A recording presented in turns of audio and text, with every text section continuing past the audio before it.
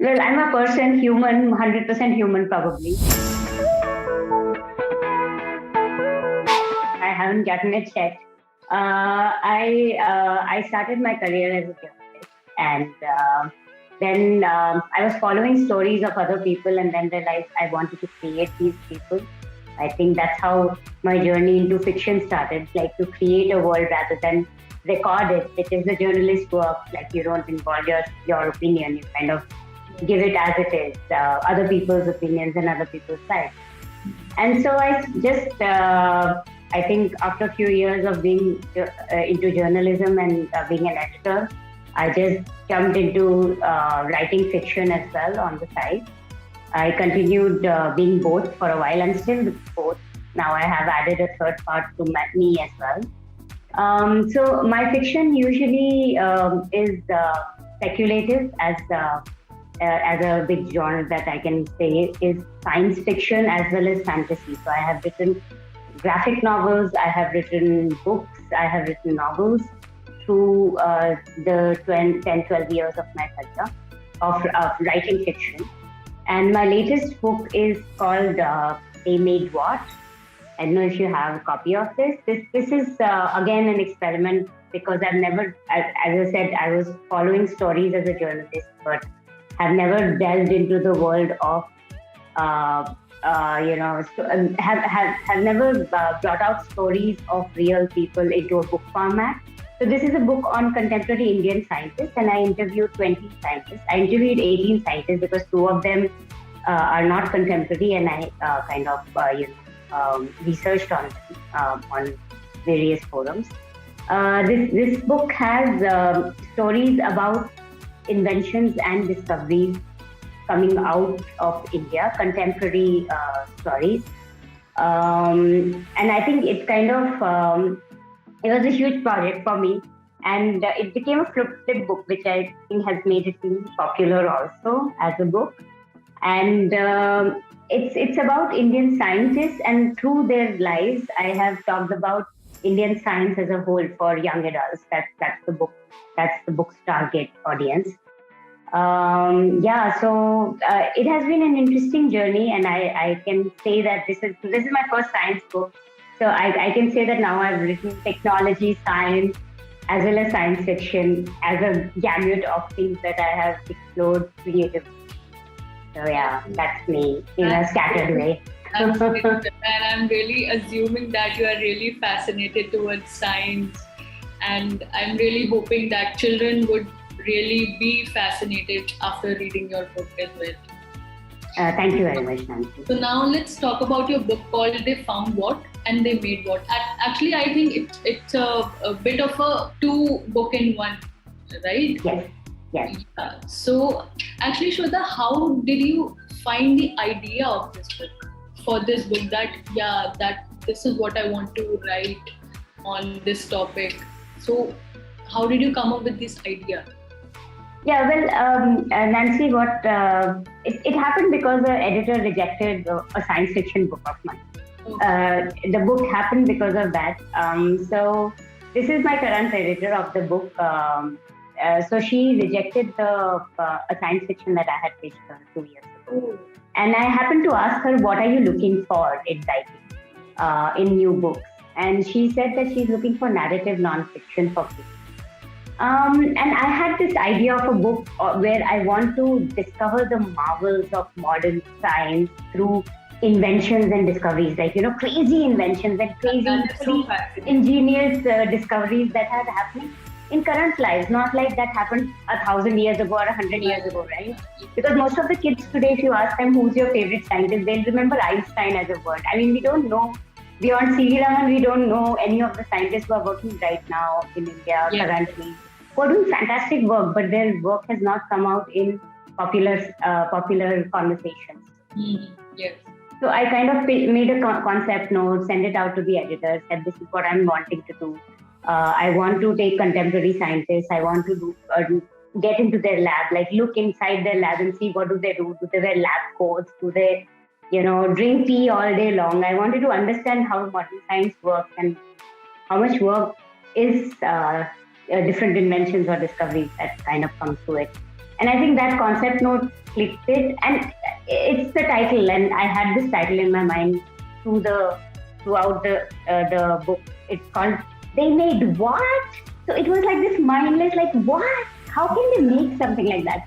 So it kind of clicked there because I picked up stories of that expression whatever excited me, whatever was slightly mind-bogglingly unbelievable. I did those stories, and I interviewed these scientists, talked about their work through the book, and then shaped it up into 2 sections: 10 stories of discoveries and 10 stories of inventions. And in the inventions, and because they were like 10 and 10, we thought we should make it a flip book because it's like two books then.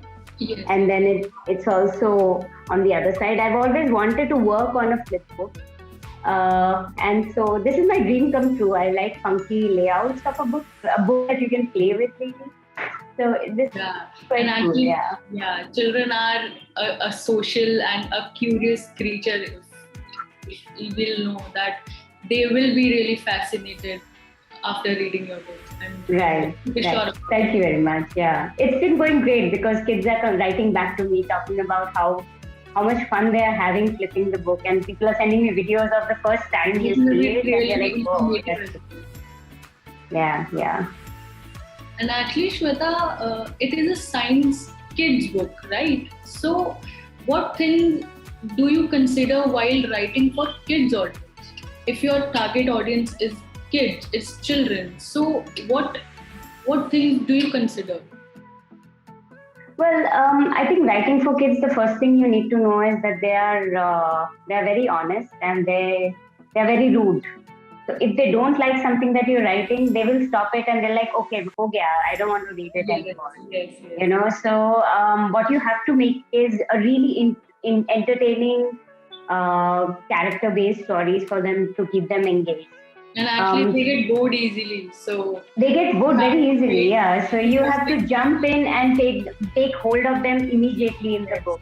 Yes. So definitely, kids' book, and that too, writing science, which is considered a boring subject by a lot of us, was quite a terrible challenge in that sense. Sometimes it's a challenge. I completely agree with you. Yeah, but it was also about. I mean, I've always wanted to take science out of the serious kind of a boring adjectives that we give it, and bump it off and talk about more about its creativity, because science is creative. And the more I spoke to these scientists, I found that everyone is being creative in their own way, and they are, of course, they're working really hard and they are passionate about what they are doing. But it's also about bringing out innovation, and for innovation you need to have a curious mind, which is quite childlike in certain ways. Yes.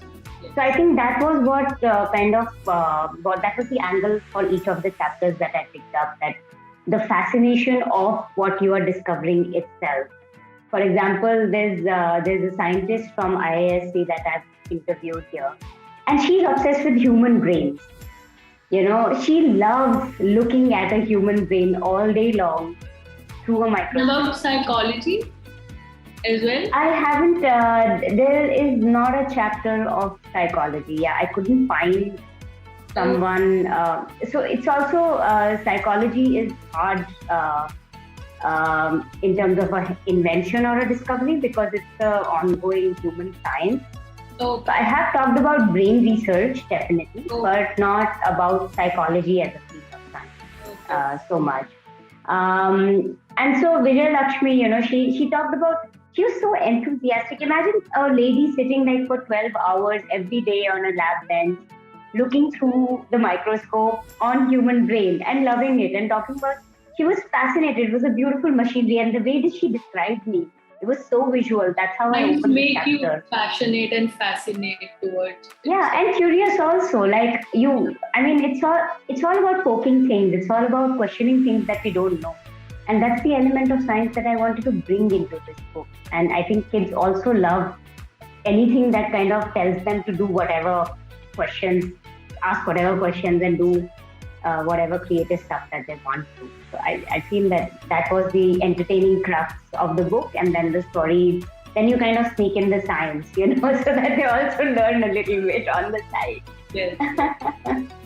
Yeah. So, Shweta, tell us about your approach when you write something.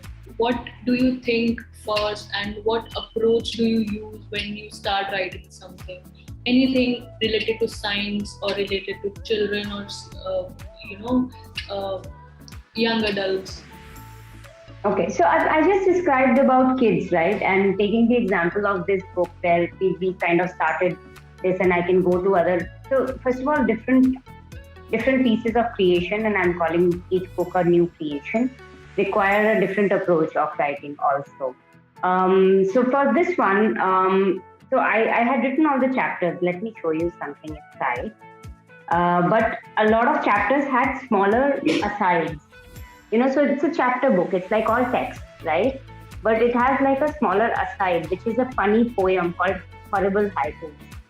Or they have like an aside like this, like a box about different stories inside it.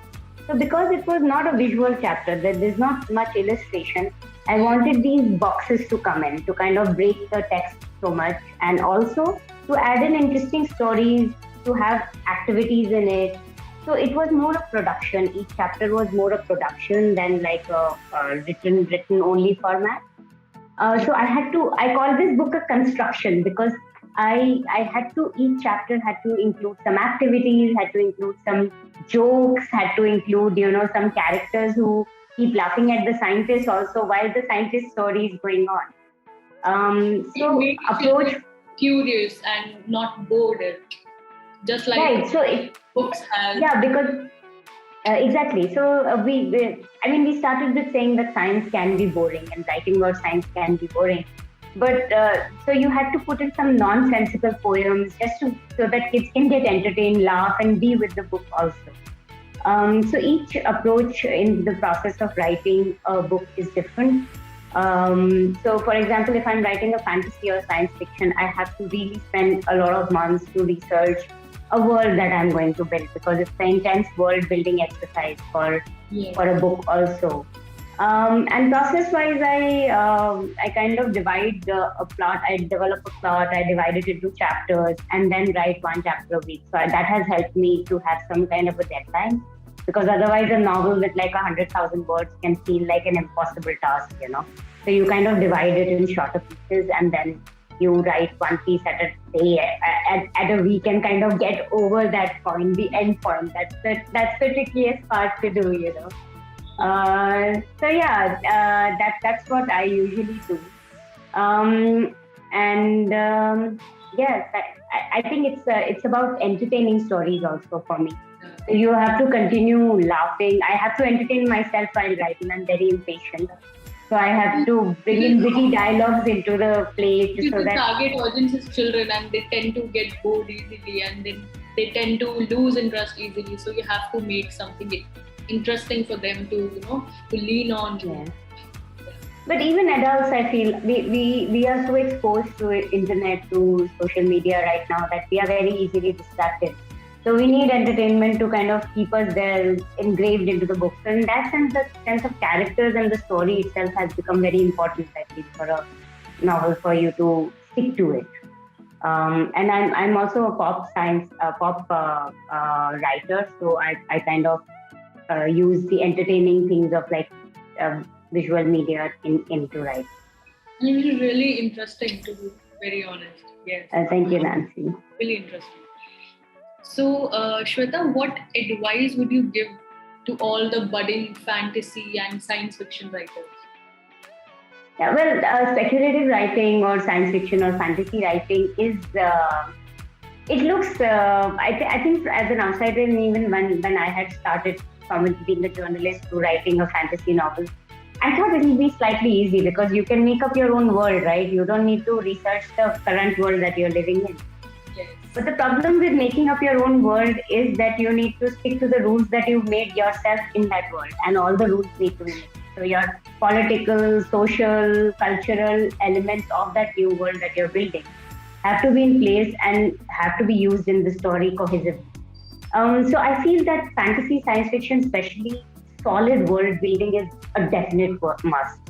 You have to spend time, do research to figure out who are the various communities, what are the clashes, what are their history, what is their future like, what are the social mores like, is naked, just to give you an example, what kind of sexuality do they prefer, is nakedness accepted or not, Yeah. or on the other hand, are they two parenthood, or they can be like a community of parents with one child or something. I mean, you can go, your imagination can go as wild as you can in building the world, but once you're building the world, you need solid logic to make sure that I, as a reader who gets into your world, is not suddenly looking at the logic and saying, "Ye to plot hole hai, it won't work like that," you know. Yes.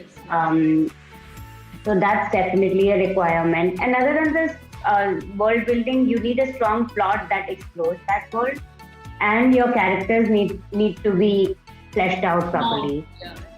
Yeah, your characters need to be, you need to have that personality which you might love or hate, but I need to bring out that reaction from my reader. So the characters need to be solid, and ideally not my personality. That's what most debuts do. They bring in their own human personality into the characters they're building. It's very natural, but try to look at the world you build through different eyes. That's still a challenge for me, but I like it. That's my suggestion for good fantasy science fiction. The research part is the most important, and then the characters and the plot, right? So yeah, but the story written, it should also be like, it should be imaginative, it should be fast-paced or something. And I feel also, looking at the bigger picture, it should also, the world building. So fantasy and science fiction, I feel, acts like a mirror to our society, because they're building an alternate society to look at our own, So there should be thematically certain elements that make the reader come out of the book and then question their own society. I think that element also is very important in this genre. Sometimes it is very difficult, and you have to, do it. Still, it is quite difficult to have that sort of, idea that how will I do this, how will I research, and how will I do that. So it is overwhelming. I think. Yeah, it's completely. And a lot of people, I think, start with well-intentioned, they have desires, but they cannot complete the book. It is hard. I mean, writing novels is one of the hardest things. And every time I write a new novel, I say this, why am I doing this to myself?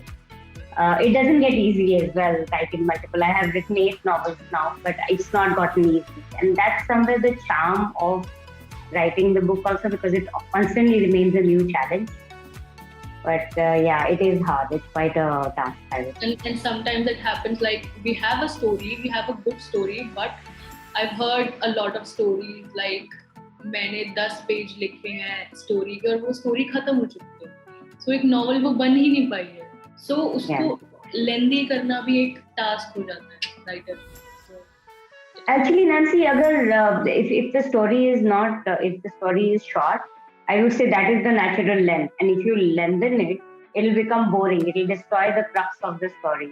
So some stories are meant to be a short novella length, or a novelette length, or a short story length. You should not force a story to become a novel if it's not if there's not enough content for it, because novels deep dive into the world in a very different way than short stories. I write both in science fiction, so I can see that some stories will never become novels. Yeah, you cannot force that. Yeah. It'll lose its charm, the charm of the story.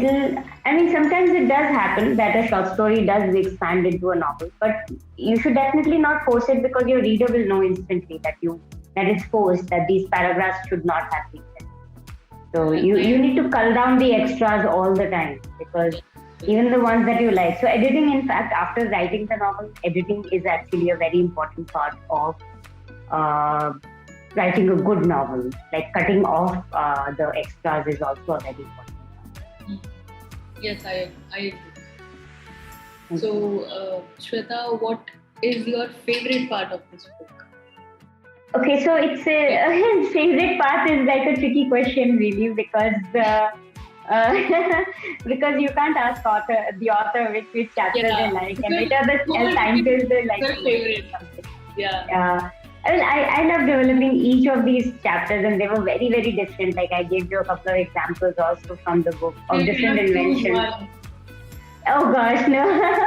So I do have personal favorites. Okay, so but let's keep it quiet completely. I think both of them are my favorites, not because they stand out within the chapters, but it's just that I'm interested in the field that both these scientists are working, which is climate emergency. This is something that I've been passionate about. I'm working with NCF currently, which is a conservation foundation which does environmental research. So I think because I'm professionally involved in this field of climate emergency and environmental research, these two chapters are very, very close to my heart. Yeah, one of them is justify your favorite part. I get it. Yeah. So one of them is about a scientist called Divya Muthappa who has been building a forest. He's inventing a forest, building a huge, vast forest in the middle of Tamil Nadu in a tea estate. And she's been doing that since the last 25 years because that's how long trees take to grow in a rainforest, So it's a beautiful story about patience also of not only passion but also patience, because trees will not, like, you can't fast forward growing a tree, So it's one of my favorite stories. I love meeting Divya and interacting with her in Valparai and listening to her story and her love for these trees that are growing. And she's now made like a huge chunk of a forest along with her husband in Valparai, and it's just magical. It feels like such an achievement for a scientist, right? And would you think of her as a scientist as well? Because is growing forests an invention? That's the push that I've given to the concept. So it's an interesting idea. And the second one is celebrity scientist Sonam Wangchuk, who is based in Ladakh, on whose life story Three Idiots was inspired from. So Sonam Wangchuk is fantastic as well. He's building ice glaciers in the shape of stupas in Ladakh. So those two stories, and to kind of Ladakh has been affected by this climate change a lot, and they get droughts, they get bad droughts, and is an issue with farming and all. So he's building these artificial glaciers in the form of ice stupas, so that the villagers get enough water. And that's also a beautiful story of hard work by a practical science engineer, an engineering problem solved through science. So yeah, these two were have been my favorite since since I finished. Yeah, I can see that the way you're talking about your favorite part, that it is really very close to your heart. I can see. Yeah. Thanks for that. One. Yeah. Anyway, so the next question is: who is your favorite author, and how do they help you in shaping your career as a writer? Favorite authors aside, there are of course authors that you love to read. Because as a read, I started this journey at least because I'm a big reader as well, and I try to read as many different kinds of genres as possible to just explore new things that are coming in, and the old ones, classic ones as well. However, there are a few authors who have definitely inspired my writing style, which especially in science fiction, which I would like to do mention here. One is definitely Ursula Le Guin, who's a feminist science fiction writer.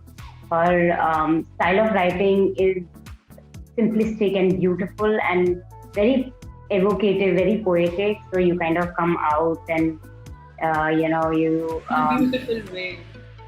Yeah, it's almost poetic, and that's something that I would love to try out and build in my style of writing also. So her work inspires me not because of her stories, beautiful stories which are entertaining to read, but also the style of writing, constructing sentences as well. Beautiful.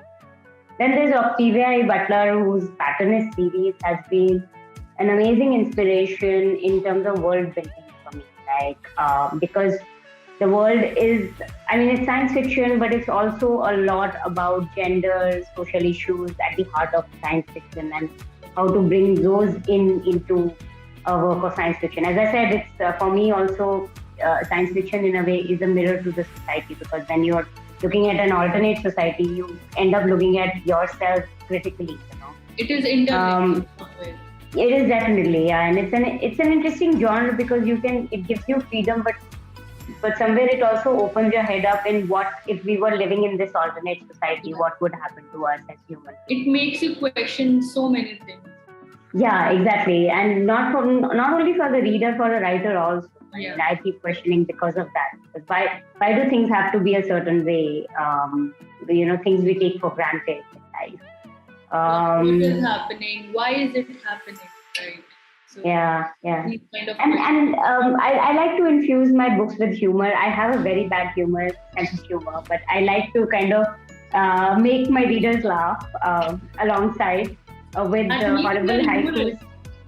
Sorry. That means you're humorous. You have a sense of humor because I have a very cheesy, bad sense of humor, but I go for humor. I think in inspiration, I go to Terry Pratchett and Douglas Adams because they have created fantastic works in funny, fantasy. Terry Pratchett's funny fantasy series on Discworld, and Douglas Adams, of course, is about science fiction and hopping across the universe with a towel. So it's mind-blowingly hilarious, and I would love to infuse that kind of an easygoing humor into my book. And those are the two that I go back to for their humoristic, So those are my favorite inspirations. I would say. So favorite authors are a lot more. That's great. So that's about it, and we had so much fun talking to you. Shweta. Thank you very much, Nancy, for the lovely questions, and I had a great time.